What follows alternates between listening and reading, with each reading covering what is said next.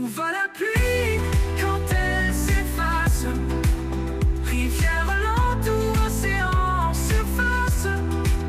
Quel mystère chaque goutte t'entraîne? Où va la pluie dans ce monde incertain?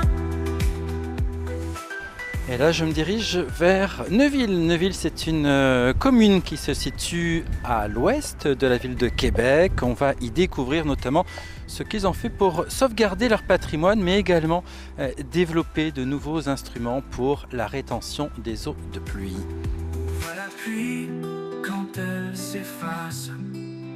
Rivière lente ou océan en surface? Où va la pluie, épisode numéro 2. Je suis maintenant en compagnie de Bernard Gaudreau. Bonjour. Bonjour, Monsieur Arnaud. Alors, vous êtes le maire ici de la ville de Neuville. Où se trouve-t-on exactement dans la ville de Neuville? En fait, on se retrouve à la place des Marais, donc dans un lieu stratégique et important au niveau de son patrimoine et de sa proximité avec le magnifique fleuve Saint-Laurent.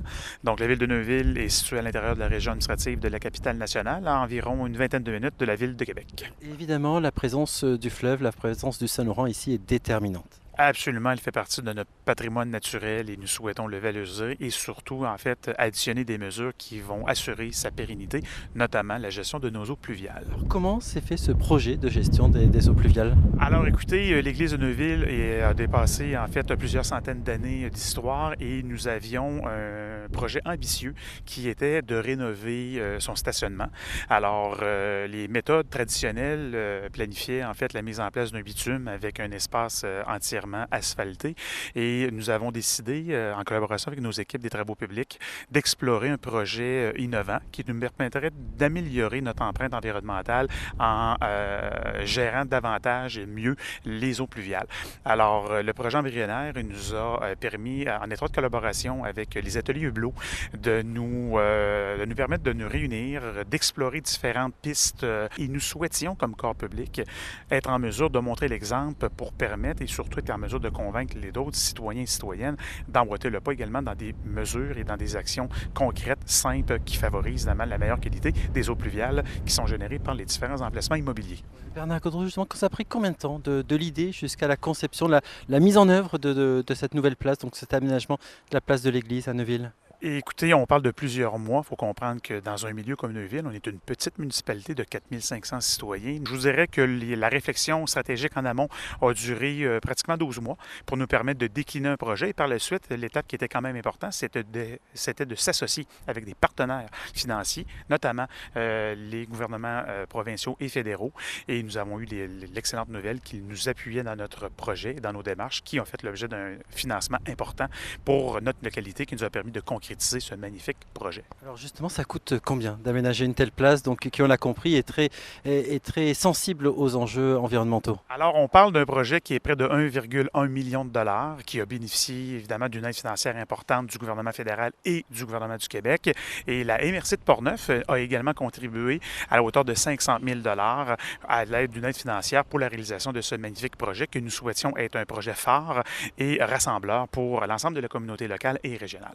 Ça veut dire que vous êtes arrivé à obtenir un financement à peu près de l'ordre de 80%, c'est ça, pour ce projet? Absolument, absolument 80% qui a été attaché et qui nous a permis de réaliser ce magnifique projet qui a des empreintes, je dirais, supra-locales. L'idée, c'est notamment d'éviter ce qu'on appelle parfois les îlots de chaleur, hein. Tout à fait, tout à fait. Et ça faisait partie de notre réflexion stratégique d'éviter d'utiliser les méthodes traditionnelles de réfection d'aires de stationnement. Donc, le projet qui a été concrétisé à la ville de Neuville nous permet d'avoir une amélioration de la captation des eaux pluviales, d'améliorer la verdure, de notre empreinte énergétique, évidemment, et de permettre de pouvoir vivre dans un environnement qui est très villégiature, qui nous permet d'avoir des rappels avec notre espace, évidemment, des forêts, des espèces comestibles, avec des espaces verts, alors qui va nous permettre de pouvoir déployer au cours des prochaines années différents projets pour notre population. Bernard Gaudreau, ce projet a connu un tel succès qu'il a récolté, je crois, un prix, le prix de design international. Qu'est-ce que ça représente pour vous? Écoutez, une immense source de fierté. Vous savez que ce qu'on en fait commence un projet, c'est pas pour recevoir des prix, sauf que de se faire reconnaître par des pairs, par des gens de l'industrie, par des gens chevronnés d'expérience, c'est toujours flatteur et ça nous permet, en fait, c'est un peu comme notre bulletin qui nous permet de dire que nous n'avons pas fait de fausse route. Aujourd'hui, qu'est-ce que vous attendez justement de ce projet? Est-ce que vous espérez servir de modèle peut-être aussi à d'autres localités qui pourraient se poser les mêmes questions que vous? Bien, nous espérons que ce projet pourra servir de bonnes pratiques, de bonnes références en matière évidemment d'aménagement des gestions des eaux pluviales. Nous avons déjà d'ores et déjà reçu d'innombrables visites de partenaires municipaux qui veulent s'inspirer de ce projet-là pour également à leur tour pouvoir améliorer leurs pratiques en matière de gestion des eaux pluviales. Justement, à vos côtés, monsieur le maire, on a également Alain Cajolet, c'est le directeur des travaux publics à la ville de Neuville. Bonjour Alain. Bonjour Arnaud. Alors, quelles ont été justement les difficultés principales pour vous pour suivre un tel projet ici? Le site fait 3400 mètres de superficie et l'empreinte de chaleur qu'on va avoir va prendre peut-être même pas le tiers de l'espace maintenant. Tout le reste a été aménagé avec un pavé uni de couleur pâle, donc qui favorise Moins de réverbération. moins de réverbération, effectivement, avec également la biorétention et tous les espaces verts qui vont s'y rattacher également, va nous permettre d'avoir un projet là, qui va donner vraiment une meilleure qualité là, pour la population. Et notamment, je crois que le coût d'un tel projet par rapport à un projet classique, donc asphalté, c'est pour la rétention de surface 30% de coûts supplémentaires, c'est ça? Oui, effectivement. Effectivement, pour tout, qu'est-ce qu'on doit faire au niveau du souterrain comme tel, au niveau du substrat, là, qui est le matériel qu'on met en dessous pour drainer, pour recevoir l'eau. Tout ce principe-là, cette qualité de travaux qu'on fait là, effectivement, donne un 30% de plus du coût du projet. Pour revenir à la ville, ici à Neuville, monsieur le maire Bernard Gaudreau, on a ici aussi un patrimoine assez rare.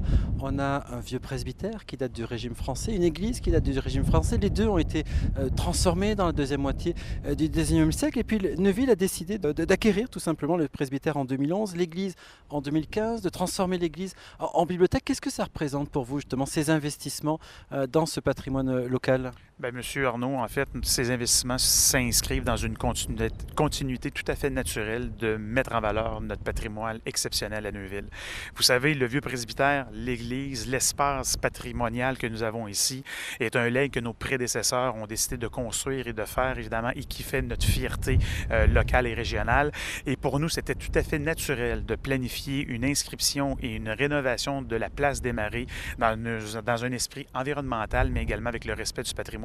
Vous avez le privilège d'être dans le centre névralgique du Bourg-Saint-Louis, le cœur de la ville de Neuville, avec toutes les commodités, tous les services qui peuvent être offerts à notre population, et de pouvoir se réapproprier un lieu tel une église et un vieux presbytère à des fins communautaires. Nous donnons une seconde vie à des bâtiments qui ont été occupés jadis par plusieurs centaines de citoyens et citoyennes, et aujourd'hui, on parle de milliers de personnes qui peuvent évidemment découvrir ou redécouvrir des espaces d'exception. Et désormais, il y aura également cette nouvelle place donc végétalisée à découvrir juste à côté de l'église, entre l'église et le presbytère de Neuville. Monsieur le maire Bernard Gaudreau, merci beaucoup. Merci à vous. Où va la pluie quand elle s'efface? Rivière lente ou océan en surface? Quel mystère chaque goutte t'entraîne? Où va la pluie dans ce monde incertain? Bernard Gaudreau, maire de Neuville, on se déplace à présent ensemble, on va de Neuville, on prend le chemin du Roi finalement, on se rend jusqu'à Montréal dans le parc Pierre Dansereau au cœur donc, du quartier d'Outremont. On y retrouve des invités, on y retrouve tout d'abord Lester Toupin, bonjour. Bonjour. Vous êtes artisan maçon, vous faites partie d'ailleurs du Conseil des métiers d'art du Québec, également à vos côtés Hervé Caltran, bonjour Hervé. Bonjour à tous et à toutes. Vous êtes ingénieur pour la métropole de Lyon et puis Pascal Rouillet, bonjour. Oui, bonjour. Pascal, vous êtes urbaniste, présidente fondatrice des ateliers Hublot, donc à Montréal. On pourrait justement rebondir sur cet exemple de l'église de Neuville, sur les travaux qui ont été faits à Neuville avec monsieur le maire Bernard Gaudreau. Comment justement les municipalités peuvent aujourd'hui se réapproprier leur patrimoine local ? Peut-être première question. Monsieur le maire, tout d'abord? Merci pour votre belle question et pertinente. Vous savez, je pense que les municipalités doivent d'abord et avant tout planifier cette réappropriation-là. On est dans une ère où que ces bâtiments qui jadis ont été occupés pour d'autres finalités sont maintenant disponibles et je pense que l'un des objectifs que le milieu municipal doit se doter, c'est de bien structurer son approche pour être en mesure d'optimiser l'utilisation de ces lieux et de ces bâtiments qui sont quand même uniques dans chacun de nos milieux. Plusieurs opportunités s'offrent aux municipalités, que ce soit pour convertir ces lieux dans des espaces espaces communautaires, dans des lieux de partage, dans des bibliothèques municipales, et même peut-être même pour faire face à certains problèmes de logement, qui sait. Alors je pense que les municipalités doivent faire preuve d'une grande vision, ne pas hésiter à faire preuve d'audace aussi, parce que ces lieux de culte ont une réputation centenaire, et d'apprivoiser ou de proposer des projets différents va assurément amener une tranche de la population dans une action-réaction. Donc, il faut quand même ne pas sous-estimer le travail qui doit se réaliser en amont au niveau de l'acceptabilité sociale, de la transformation de ces bâtiments et de ces espaces de vie. Parce que c'est aussi beaucoup d'émotions, une part d'histoire aussi de la population, des lieux dans lesquels parfois on a été baptisé, on s'est marié, on a assisté à des funérailles. Comment vous avez eu justement à Neuville, monsieur le maire, cette approche globale? Parce qu'on parle de l'église de Neuville, mais vous avez également racheté le presbytère, vous avez eu cette approche globale aussi avec le stationnement qui finalement fait l'unité entre ces bâtiments. On a vu aussi de quelle manière il faisait œuvre aussi pour notamment donc l'accueil des eaux pluviales. Comment justement avoir cette vision globale? Écoutez, cette vision, je vais vous raconter une petite histoire. Cette magnifique vision m'a été initiée en 2009, quelques semaines après mon élection, et nous soulignons en 2009 le 325e anniversaire de la fondation de la paroisse Saint-François-de-Sales à Neuville. Et nous avions reçu à l'époque un invité qui était l'archevêque, M. Marc Ouellette, qui nous avait interpellés avec honnêtement une certaine preuve de vision en nous demandant d'entrevoir la possibilité de convertir la maison de Dieu en maison du citoyen. Et cette proposition-là ne peut être tombée dans l'oreille d'un sourd. Nous avons travaillé avec les membres de mon équipe à planifier graduellement, sur plusieurs années, différents projets qui pourraient favoriser cette transition vers un espace collaboratif, espace citoyen. Alors, nous avons commencé à mettre les premières pierres de la fondation avec l'acquisition du vieux presbytère, l'acquisition de l'église, la transformation du vieux presbytère, l'intégration d'une bibliothèque municipale dans l'église, la mise en place d'un espace, un corridor familial pour assurer une meilleure connectivité de nos espaces publics, et le dernier projet, et non le moindre, l'aménagement de la place des Marais, qui est l'espace extérieur de ce magnifique enceinte patrimoniale qui nous permet d'avoir un échange, une communion, je dirais, des esprits et des projets qui viennent évidemment s'interconnecter pour faire vivre une expérience extraordinaire aux citoyennes et citoyens, mais aux nombreux visiteurs qui sillonnent notre territoire à longueur d'année. Évidemment, Bernard Gaudreault, maire de Neuville, pour réaliser tout ça, on a besoin d'artisans, on a besoin notamment de maçons, d'artisans maçons. Lester Toupin, justement, vous en êtes un, vous faites partie du Conseil des métiers d'art du Québec. Justement, quelle est votre approche à l'égard de ce patrimoine municipal, parfois ce patrimoine très local? Est-ce qu'on a changé notre regard aujourd'hui sur ce patrimoine qui a peut-être été pendant trop longtemps délaissé? Je commencerai par faire un premier commentaire sur l'idée que est-ce qu'il y a eu un changement dans notre attitude envers le patrimoine? Oui. Il y a eu plusieurs changements, surtout dans les derniers 4 à 5 ans. Des lois qui ont changé, des règlements, des nouveaux programmes, par exemple celui qui vise à aider les propriétaires privés qui ont des maisons anciennes. Il y a eu aussi la permission que les artisans de métiers d'art du bâtiment, regroupés au Conseil des métiers d'art, ont eu de travailler et d'accéder à leur chantier maintenant via une entente avec la Commission de la construction. La reconnaissance par notre ministre, celui de la culture, de notre statut puis de notre rôle. Beaucoup de choses ont changé. Est-ce que ça a changé pour la peine? J'y suis depuis 40 ans, puis il y a des fois que je pense que je suis un peu comme Don Quichotte, puis je me bats contre des moulins, parce que l'ensemble de notre société n'en a pas encore fait une grande priorité. Et c'est souvent vu comme une priorité secondaire ou tertiaire dans beaucoup de plans politiques, étant donné les coûts auxquels on a affaire dans une société. Ça a changé. On se mobilise de plus en plus. Et c'est au niveau municipal, M. Gaudreault, que je vois les plus grands changements. Depuis qu'il y a eu le changement sur la loi de la protection des biens, qui vous a donné des rôles à jouer dans la reconnaissance quelle maison, quel bâtiment, quelle usine on va considérer patrimoniale, celle qui a de l'histoire, celle pour qui on parlait de leur église, par exemple. Et il s'est passé quoi à l'église? Il s'est passé tout. Il s'est passé les mariages, les morts, il a tout passé. Tu vas là dans le registre, puis tu sais qu'est-ce qui s'est passé pas mal dans le village. un peu. Donc, à un moment donné, l'appropriation, le fait qu'on détermine ça, quand on a demandé aux municipalités d'y participer, c'était une très bonne idée. Ça a rapproché aussi la décision du peuple, parce que c'est le niveau de politique qui est le plus proche de nous. Alors, les familles ont pu dire, hey, ce bâtisse-là, on voudrait qu'elle soit reconnue, citée, dit-on. Et ça, c'est le gros changement. C'est vrai que le patrimoine, c'est un atout formidable. Ça peut être aussi un obstacle, un enjeu. En tout cas, justement, avec Altran, la métropole de Lyon, comment est-ce qu'on arrive à faire de réaménagement urbain, sachant qu'il y a des zones qui sont classées, sachant qu'il y a même des zones à Lyon où c'est l'UNESCO qui intervient. Alors, comment est-ce qu'on arrive à trouver cet équilibre entre réaménagement urbain et en même temps respect, finalement, de ce patrimoine, évidemment, classé et protégé? C'est une question difficile. Alors l'exemple qui est donné ici, c'est très intéressant puisqu'on voit que c'est un patrimoine qui est en évolution.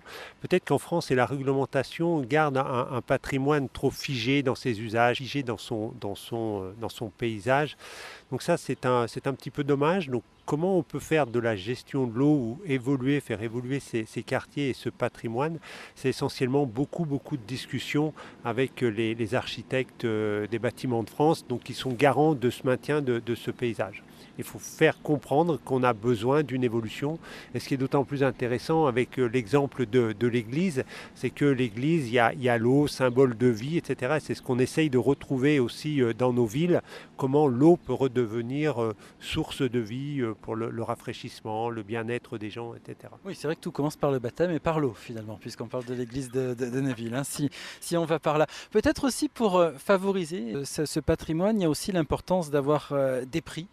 Notamment, ça a été le cas avec l'église de Neuville, avec le Grand Prix du Design International. Justement, en quoi, Pascal Rouillet, l'obtention de ces prix permet d'accroître la visibilité sur certains projets et peut-être, on l'a parlé tout à l'heure, de l'acceptabilité sociale et puis peut-être servir aussi d'exemple pour d'autres municipalités? L'équipe ici vient de le mentionner. Sur ce projet-là, principalement, on est intervenu dans le cadre du cœur du village, dans le cadre du cœur de la ville. Et c'est souvent le cas sur nos projets. On intervient dans des lieux d'importance pour les citoyens, d'importance pour les municipalités, en travaillant sur le volet de l'eau. Donc les concours, les cours, les conférences, les prix, etc. participent à la cohésion des parties prenantes autour de la table, participent aussi à attiser la fierté, l'appropriation, mais aussi incitent les pairs, les partenaires à faire la même chose. Et, ok, ils sont allés le chercher, ils sont allés chercher cette reconnaissance, nous aussi, on est en mesure d'aller faire tout aussi bien, si c'est pas mieux, et d'aider même à faire progresser les connaissances, les pratiques, etc. Puis d'autant plus qu'ici, on est dans un lieu quand même historique pour Neuville, historique pour le Québec, on est sur le chemin du roi. Puis là, si on fait le lien avec le patrimoine, c'est comment aussi, grâce à ce prix du concours international de design et d'autres aussi qui ont remporté déjà cette place à peine inaugurée, permet de se dire comment on s'appuie sur le patrimoine pour mettre en valeur ces enjeux reliés à l'eau. Comment on s'appuie sur nos bâtiments anciens, comment on s'appuie aussi sur nos savoir-faire, comme le disait Lester, nos savoir-faire patrimoniaux, nos savoir-faire artisanaux pour mettre en valeur le cycle de l'eau, l'importance de la gérer cette eau-là et de la mettre au cœur de nos quartiers, de nos espaces de vie. J'ai l'impression aussi, Pascal Rouillet, que l'un des atouts de ce projet de l'église de Neuville, ça a été aussi la mise en œuvre de partenariats. Comment justement on s'y prend pour créer cette cohésion, créer cet élan, créer cette volonté d'aller de l'avant ensemble? Effectivement, les partenariats sont vraiment au cœur de la mise en place de ce projet à Neuville, mais aussi de beaucoup d'autres projets qui montrent et démontrent des réussites autour de l'intégration en tant que telle des eaux de pluie. Et je pense que ça part d'un fort enthousiasme des gens du milieu en tant que tel, des élus comme monsieur le maire de Neuville, des citoyens, des fonctionnaires autour de la table. Donc vraiment un fort enthousiasme, une forte volonté de démontrer qu'on peut changer les pratiques et qu'on peut faire partie de la chaîne là, qui va faire changer les pratiques. Donc il y a déjà toute cette équipe là, qui a fait preuve de grand enthousiasme et volonté à évoluer dans ces pratiques et à démontrer par une approche concrète que demain, si on venait s'installer ici sur ce territoire, voilà, on est capable de montrer l'exemple comment on s'intègre ici sur le territoire. Mais ça prend aussi, je dirais, des concepteurs qui ont envie aussi d'être dans une dynamique multidisciplinaire, multipartenariale. Donc c'est pas rien, mais aussi de ramener les organismes du milieu autour d'une démarche.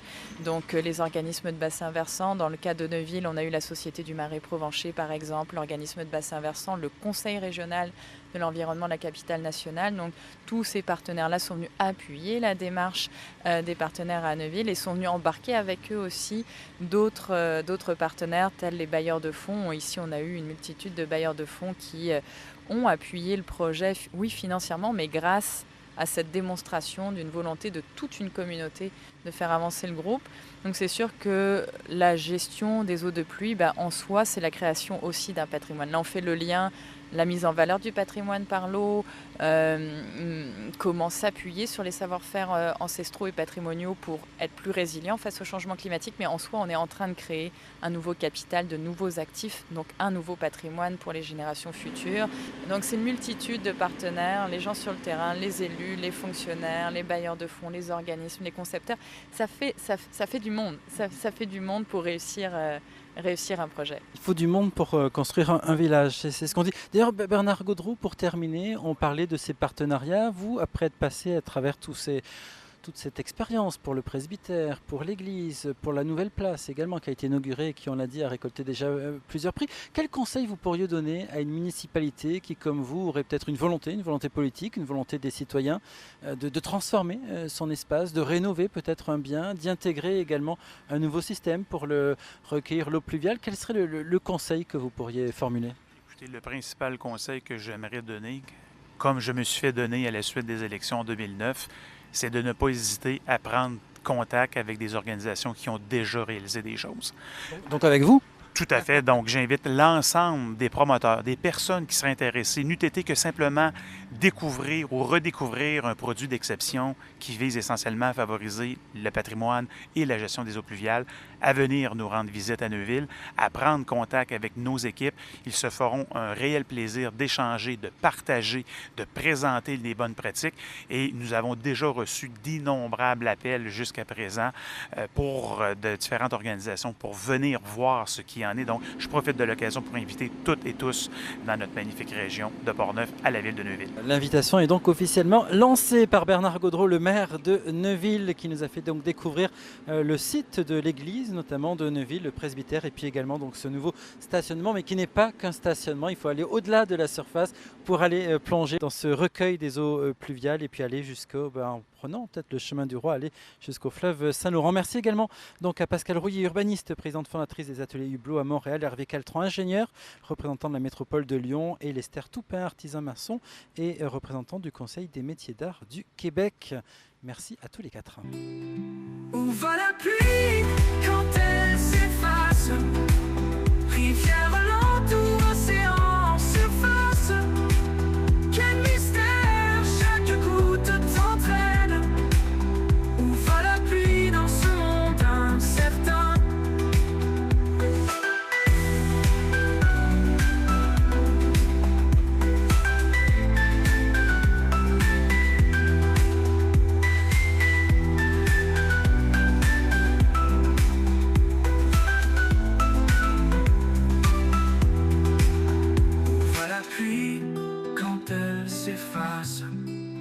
Rivière lente ou océan en surface? Quel mystère chaque goutte t'entraîne? Où va la pluie dans ce monde incertain?